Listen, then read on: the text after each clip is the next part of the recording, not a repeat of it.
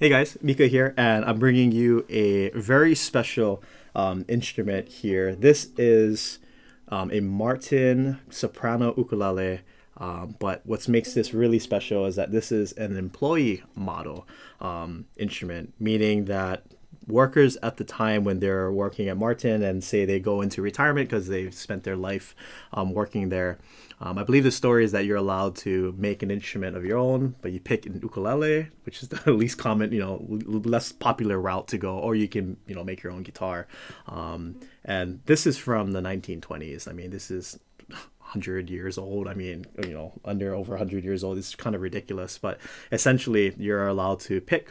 You want a ukulele, you want a guitar, and again, it's not that popular to go the ukulele route, but being able to hold one here, someone made the right call, and they got an ukulele, and we managed to have it preserved, and I get to hold it in my hands. It's a very special feeling. But essentially, some of the things or logistics about an employee model to what I'm aware about, and I'm learning, all of these things for myself too, as I get to play. So fortunate enough to play more and more of these.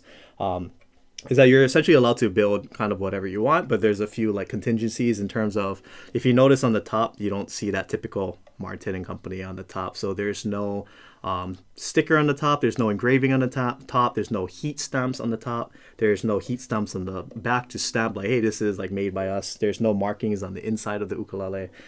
So basically, it wipes the Martin name off of it. But okay, here you can go and build kind of what you want. So with that, it kind of opens up, I guess, a Pandora's box of like, ooh, what do I want to add on top? What kind of wood do I want to use? Is there things I want to add to it that makes it look different from like what a typical Martin ukulele would look like at the time?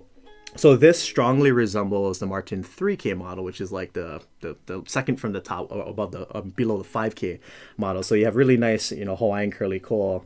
And again, this is like about 100 years old. So having coal with this much, grain or this much curl in it with some of the streaks inside. I mean, we're very spoiled nowadays with, some of the most beautiful coal, just popping up now. But again, putting ourselves in the shoes of, 100 years ago, this is some incredible stuff to see on a, again, 100-year-old ukulele. And not only is it look great, it's functioning, it plays. You can actually play and strum and sing and pick and do whatever you want to do with it. And it's just, again, 100 years old. I can't stress that enough. It's very impressive for it to have held up of all these years. So, to my limited knowledge, because I played, I guess, quite a few Martins over the years, there's some things that when I picked it up, I'm like, oh, I noticed that this is different. So I'll try to illuminate some of those things.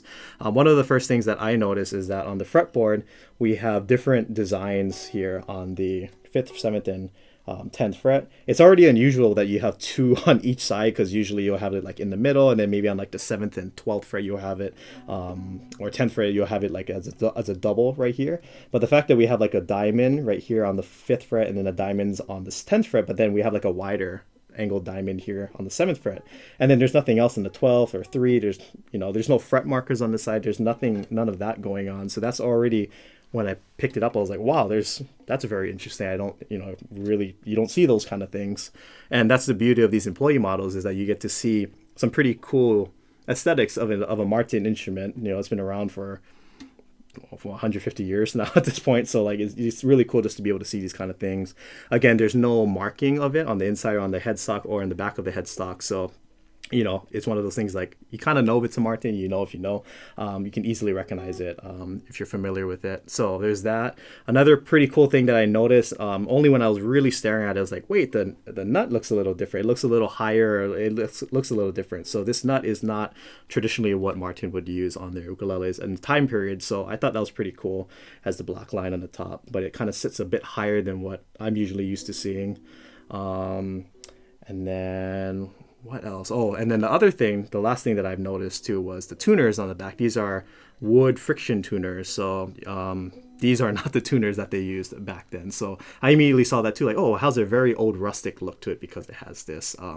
It's still pretty easy, relatively pretty easy to turn, despite it being 100 years old. I mean, when you play the really, really old instruments, you have to like like, it just kind of gives away like that. So the fact that I don't have to push that much pressure, and it still kind of accurately tunes it. 100 years old again, it's makes it pretty easy to tune this little guy up. So going into the sound, I mean, this thing, I'm so impressed with how much, well, Mika, it's so open. It's like, well, it's been 100 years. Of course, it's gonna be opened up, right? But like, it's really when I play like a G7 chord, it's like wow, there's like so much warmth. Of course, it still has the brightness of what you would think would you'd come from a that would come from a co-instrument and a soprano size, but it's just so loud and there's so much projection, but it still has that sweet iconic koa sound.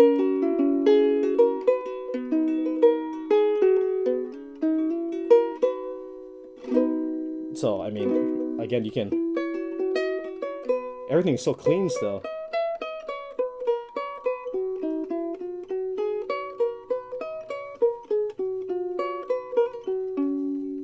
And the fact that there's vibrato, sometimes you don't even hear vibrato on a soprano made in today's time, so the fact that you can hear a vibrato on, it's pretty amazing.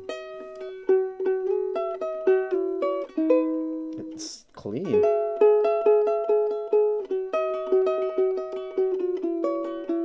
Again, this vibrato, that's just very impressive. It's so loud, there's so much projection.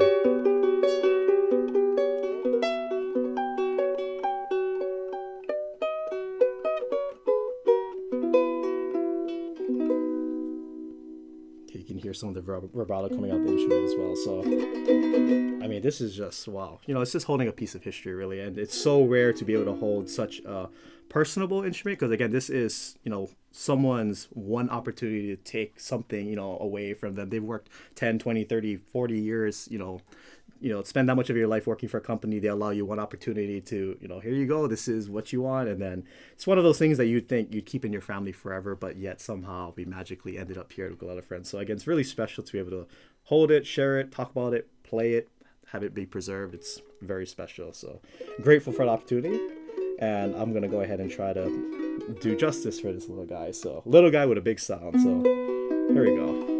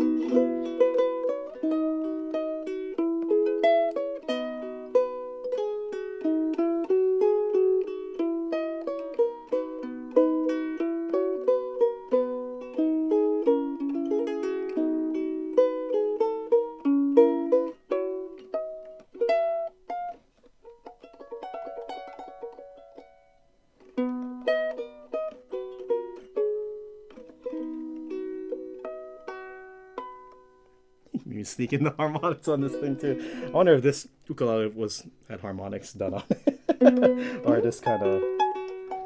It's always interesting when you play an instrument that's 100 years old, and how much music has progressed through time. You go ahead and play a 2005 song on a 1920 ukulele. It's like, this is pretty interesting. This ukulele has never heard that kind of sound, or just playing more of an older type of song with an older instrument. It kind of there's like an not to be weird about it, but like there's like a sense of aura that comes out of the instrument. Something comes where something just resonates with the instrument. So here's a little bit strumming.